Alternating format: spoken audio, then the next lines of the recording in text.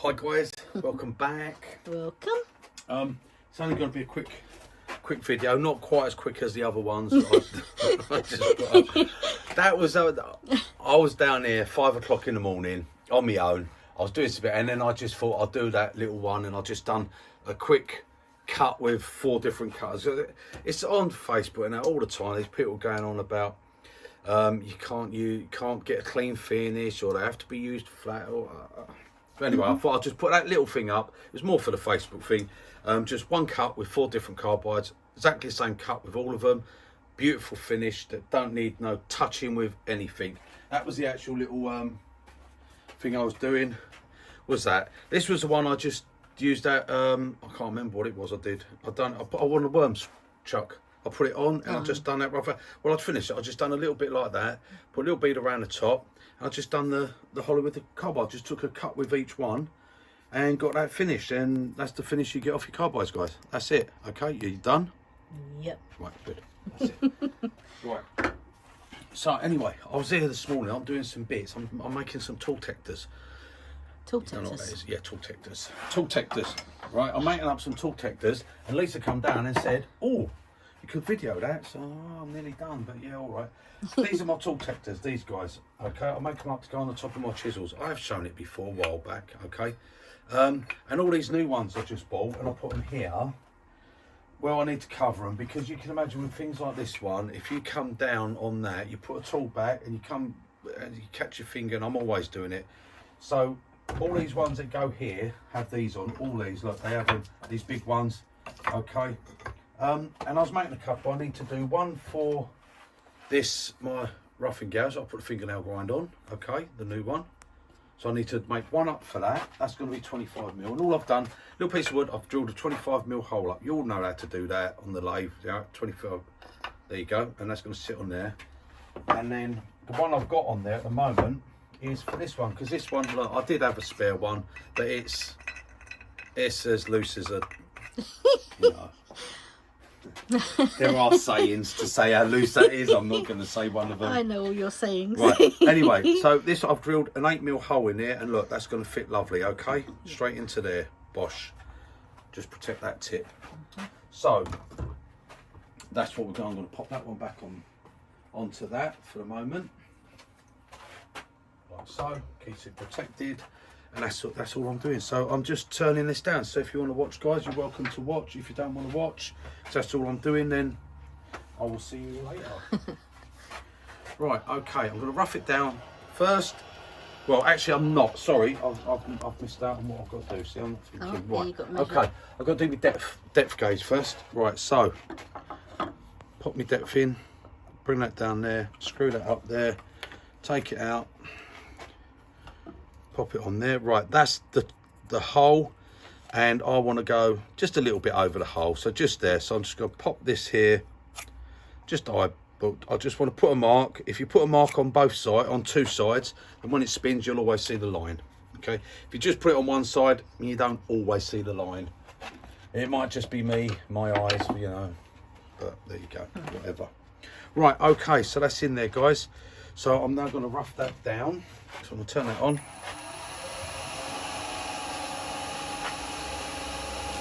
Right, that's no good, too slow. Let's get that speed up. I was drilling, so I had it turned down. So I just drilled it. Get that back up there, 2,510.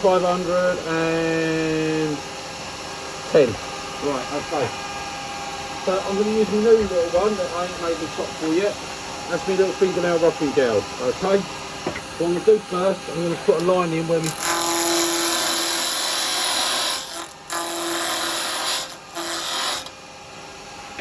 So, and now I'm just going to rough this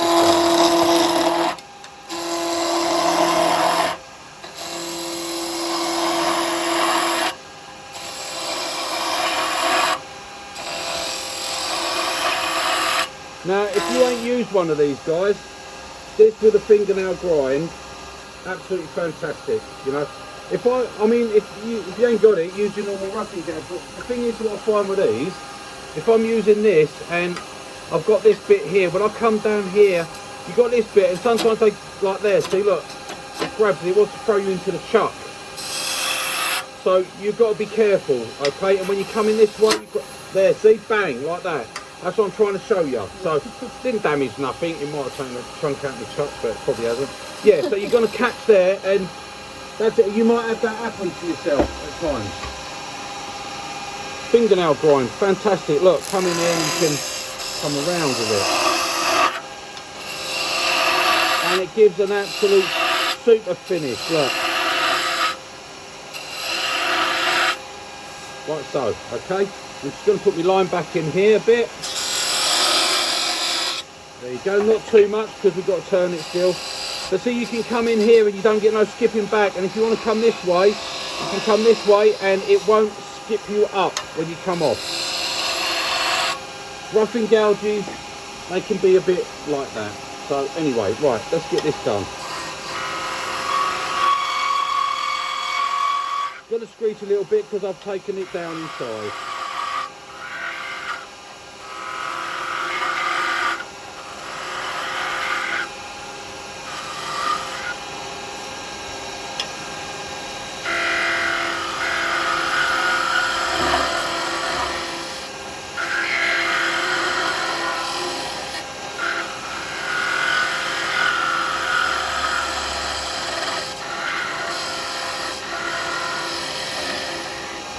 Right, just going to come in again with my parting tool.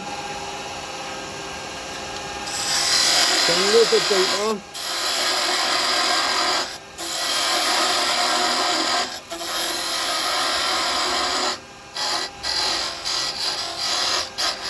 Take a little bit more of that away. Give myself some room.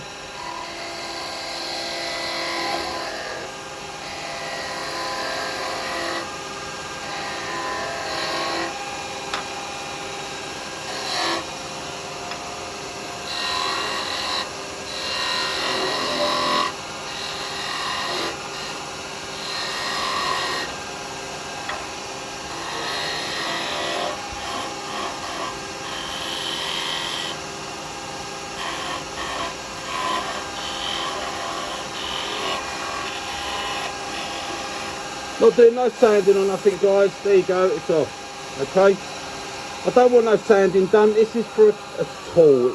It's not an ornament. It's not a pretty. It's just for covering a tool. It's just to stop me cutting my hands open. There you go. That's it. Now, see this baggy loose one. Okay. Like a well-used thingy bother me. There you go. Now I've got a nice tight one. We all like a nice tight fit, so there you go. Done. Look at that. Now I've just got to make one up for The big boy. the big boy. So we're going to do the bigger one now.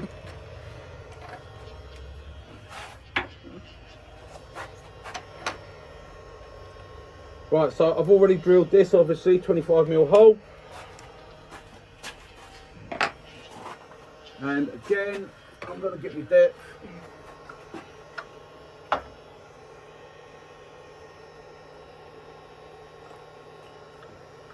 Like that. It's a little bit shallower, this one. The 25mm bit didn't go as deep, and I don't need it any deeper than that anyway. So there we go. We're going to go there. I'm just going to pop that there. Whoop, like that. Pop like that, and that's it. Now, what I must remember is I can't take as much down on this because I ain't got as much to go. Okay, so let's spin that up. Again.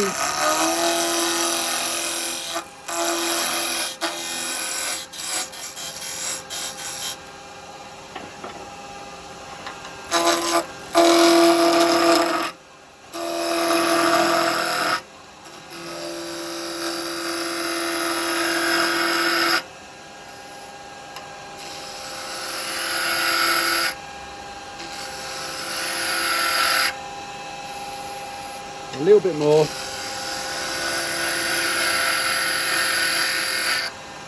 Right.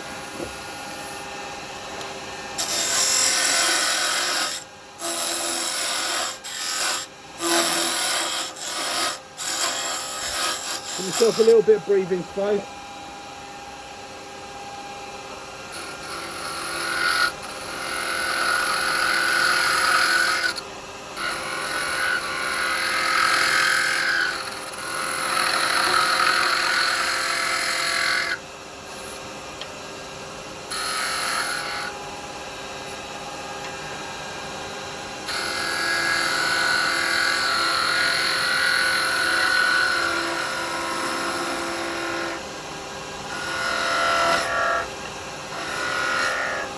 So take that down a little bit in there.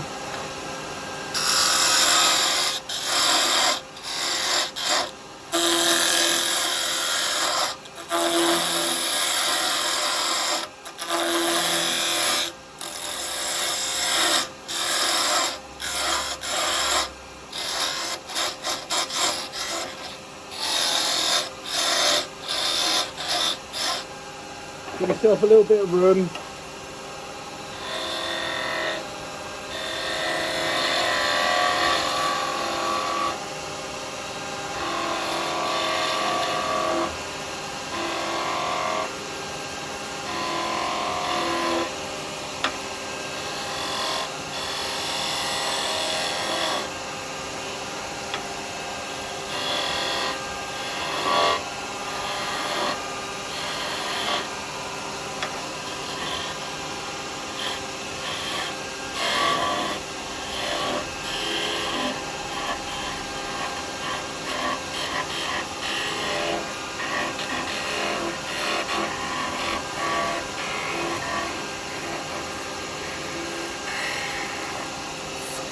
There we go. Done. Take that off of there.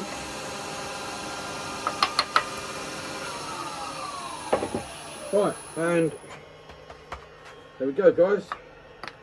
Not going to cut me hand on that no more. No. And that goes back in there, look at that. Gosh, see? So when I go to grab a tool, you know, like you do. See, these ones don't need it. I've got nothing that I touch above that. But when I go to grab one of these, I tend to sort of, I turn around, I go like that. But more so when I put them back. So I use that, I've done me a bit of roughing, I come back, I put that back in there, and I go, my hand naturally drops down, and I tend to just nick my fingers on there. Always doing it. So there you go, they're all covered now, guys. I mean, you can write on them. These have got like, these were just marked up as 16mm and stuff. They're not. I actually drilled them to 18 now because they had to go over these. So don't want them too tight. Sometimes if you do them too tight, they're stick on. So these are all nice and loose, and they're just where I need it for tools. You know, the amount of times I come to get that, and I'll catch my finger on that one there. But yeah, if you ain't used one of these roughing gouges like that, then try it. Fantastic. Oh, beautiful for doing spindle stuff. Certain jobs. My skew chisels, loving my skew chisels. They're fantastic. So getting a bit. See, I'm funny with skews because sometimes I can go nearly a year and I wouldn't touch a skew because I don't turn with them a lot. I tend to use this for a lot of stuff where you would use a skew. Okay. And I love my spindle gouges. Spindle gouge, you know, I don't have any favourite tools. I don't have no favourites. I love you all. But if I had to choose, I would probably pick a spindle gouge. Oh my god. Would be my favourite. Oh, gosh.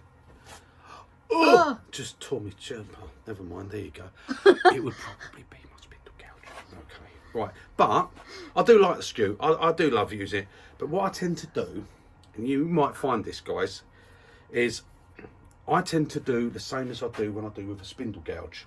Okay, so I come down this end and I'll come round, and if I'm old, and I'll follow the cut round, and the minute this handle comes past that cutting edge, right, skip back, and I think I know what I've done, I know why it's happened, but I always do it because I'm so natural to turn in that way. And a lot of it is because I tend to be doing it right-handed, so I'm doing it like I'm tending to hold it here and doing it like this, and I come round and I go. Never happens that way, never, but it happens that way. Why?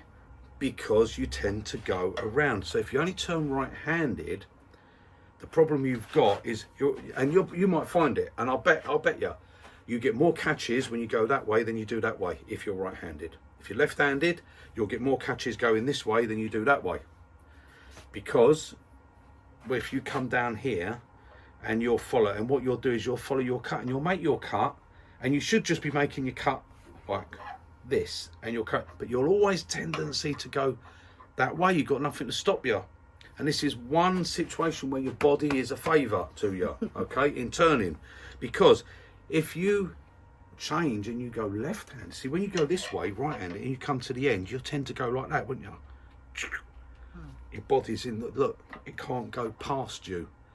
Okay, so handle is always behind the cutting edge.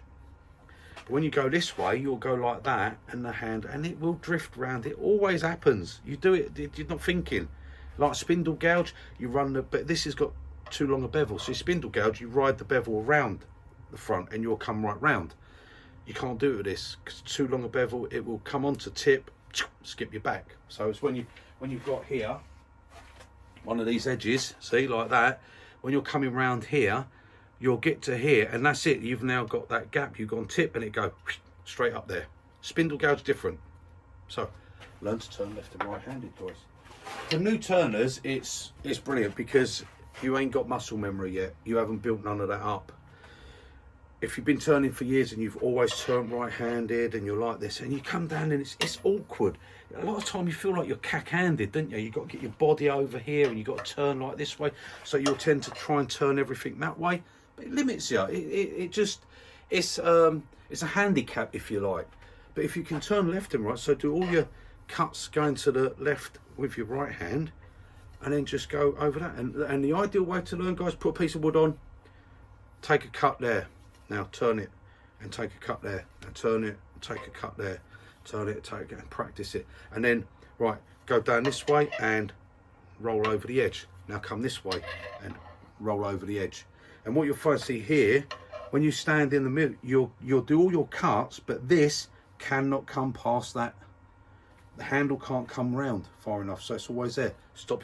And I've locked it in my brain now. I've said to it, that's it now. From now on, I don't care whether the camera can say, well, I turn left and I turn right, like what I've always done. Okay. Like I'm not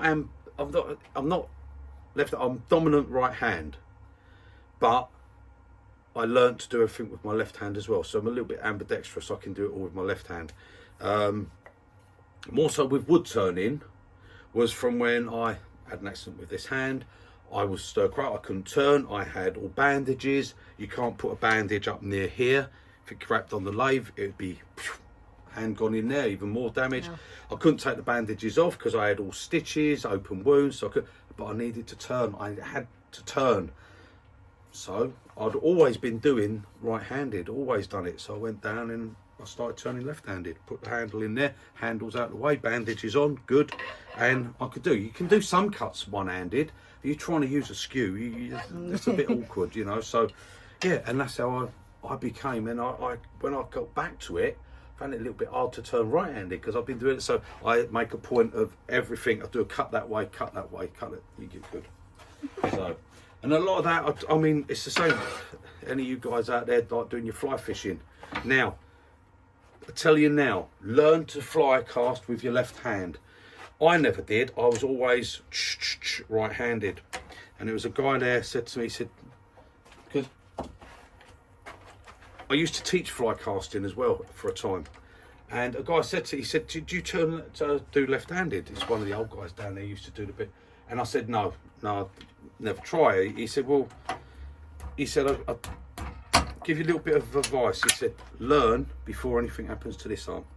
He said, because he said, I suffered really bad with tennis elbow because of the fly casting. And he said, I couldn't fish and I wanted to, he said, it was so hard to learn to cast with your left hand. But if you do it alongside this one, now you can't do it with wood turning, you can't really turn with two chisels at the same time. But this, if this is your dominant hand, this one can always copy. Whatever this one does, this one can copy it. So with your fly fishing, you'll know, guys, it's like back and tap forward like this, yeah? And you'll try and do it with your left hand and you'll be like, people go, you all right, mate? You having a fit or something? You know, like lines flapping around everywhere. If you do them together,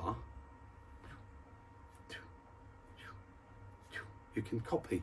So get two fly rods and copy, and you can do it. And then it's the same with hauling. You know, if you do a single haul, I'll give fly fishing bloody lessons now, aren't I? Yeah. What's going on? Mm.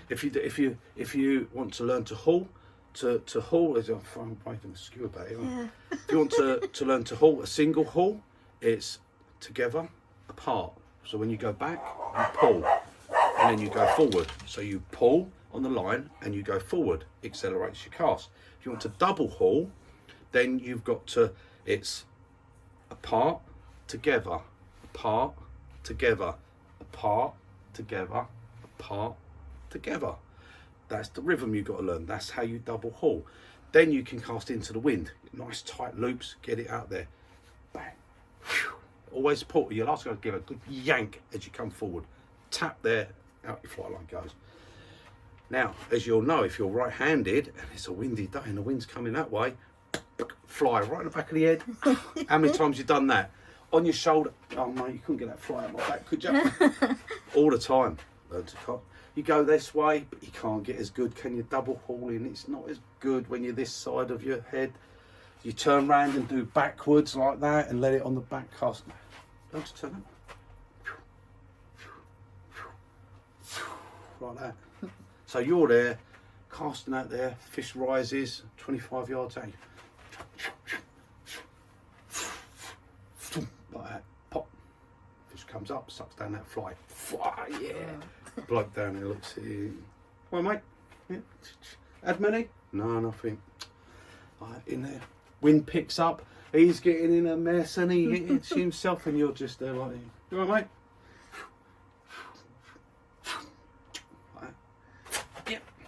Another one, mate. And he goes, yeah, well, I'm off now. Anyway, that's it, guys. That's a little bit of fly fishing. Fly fishing techniques there. Yep, fly casting. Oh, I love it. I ain't been for ages. We have to find somewhere, don't we? I've got to find somewhere where I am now because I've moved up here. So, did I slice my back open?